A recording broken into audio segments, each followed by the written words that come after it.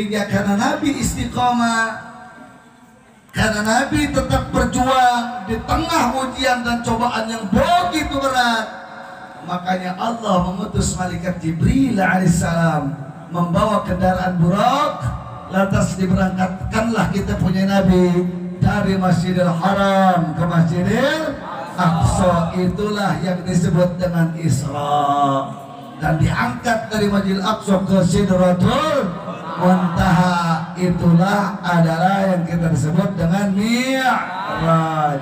Jadi Isra dan Mi'raj adalah dilatar belakangi karena beratnya cobaan, padatnya ujian, beratnya rintangan, tapi Nabi tidak pernah bergeser dari perjuangannya, sehingga Allah muliakan dengan Isra dan Mi'rajnya. Makanya Syekh Ramadan Al-Buti di dalam kitabnya Fiqhus Siratin Nabawiyah, beliau berkata, Al-Isra wal Mi'raj humal rihlah allati akramallahu biha nabiyahu Muhammadan sallallahu alaihi wa ala alihi wasallam.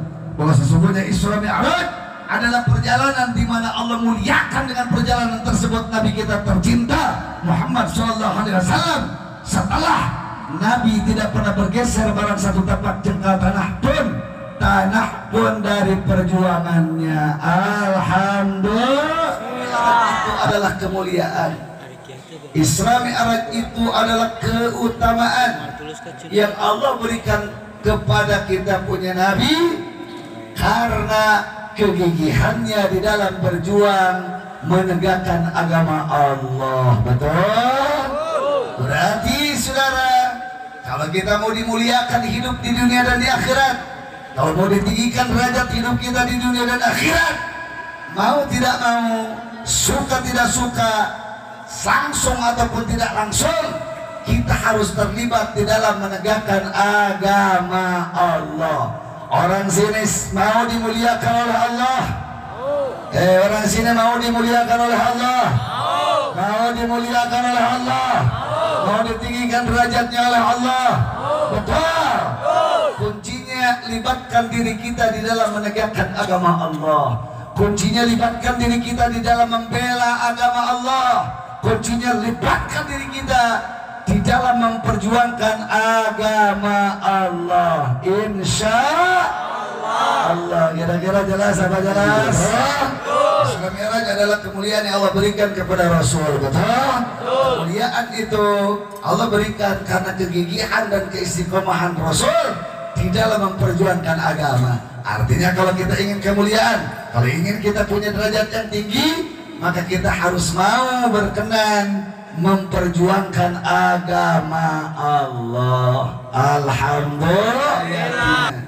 Untuk kami tunjukkan min ayatina sebagian tanda-tanda kekuasaan kami. Makanya Nabi diperjumpakan dengan para anbiya, Nabi dipertemukan dengan para rasul, dari mulai Nabiullah Adam alaihissalam sampai Nabiullah Isa alaihimussalam. Untuk apa?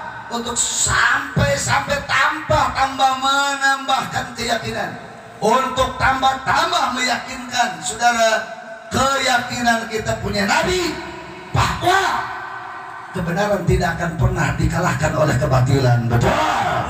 Bahwa yang namanya hak tidak akan pernah kalah dengan batil. Betul?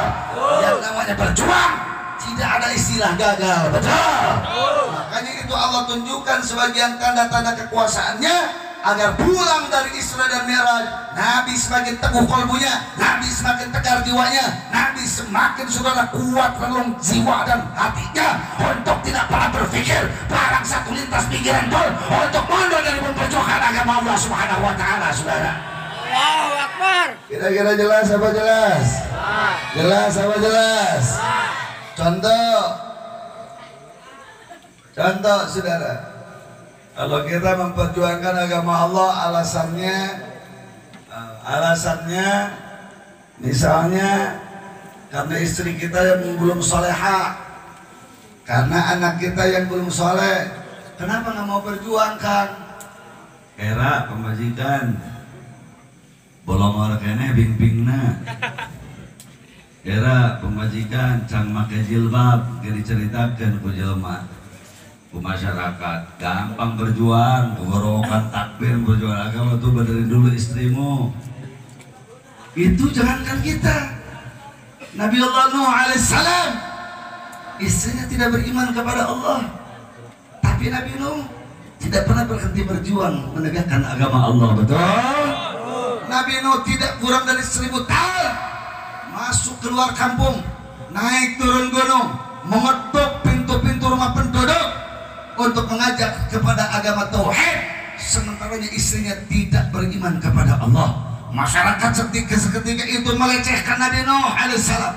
Masyarakat ketika itu merendahkan Nabi Nuh alaihissalam. Mereka berkata, "Hei Nuh, gampang kau ngajak orang lain, gampang kau ngajak kami, gampang kau ngajak masyarakat. Sadarin dulu tuh binimu, sadarin dulu tuh istrimu." Saya bertanya, Nabi Nuh berhenti berjuang apa tidak? Nabi Nuh berhenti berjuang apa tidak? Nabi Nuh berhenti tegakkan agama apa tidak? Kenapa? Karena urusan hidayah bukan urusan kita, tapi urusan Allah subhanahu wa ta'ala. Yang penting kita berjuang untuk tetap terus menegakkan agama Allah. Betul? Betul? Bisi orang boga budak teeling, tepuluh orang berjuang. Lihat Nabi Nuh alaihissalam, anaknya tidak beriman kepada Allah. Masyarakat waktu itu melecehkan Nabi Nuh alaihissalam, menghina Nabi Nuh alaihissalam, merendahkan Nabi Nuh alaihissalam. Tapi Nabi Nuh tidak pernah berhenti berjuang walaupun anak dan istrinya sendiri tidak beriman kepada Allah subhanahu wa ta'ala. Kira-kira jelas apa jelas? Jangan sampai jadi ustadz pensiun gara-gara anaknya mabok. Jadi ustadz berhenti berdakwah karena istrinya pun nggak beriman kepada Allah. Jangan. Nabi Nuh alaihissalam sendiri berjuang menegakkan agama tidak kurang dari 1000 tahun. Istrinya tidak beriman, anaknya tidak beriman. Tapi saya bertanya sekali lagi, jawab kompak, serempak, kenceng, tegas semuanya.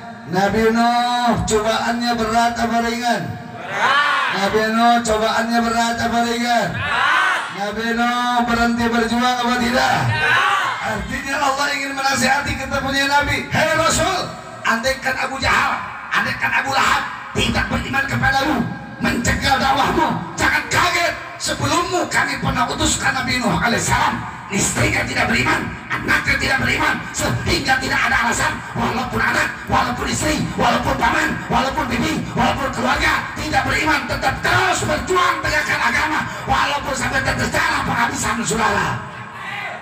Kira-kira jelas apa jelas? Jelas apa jelas? Alhamdulillah. Yang kencang semuanya.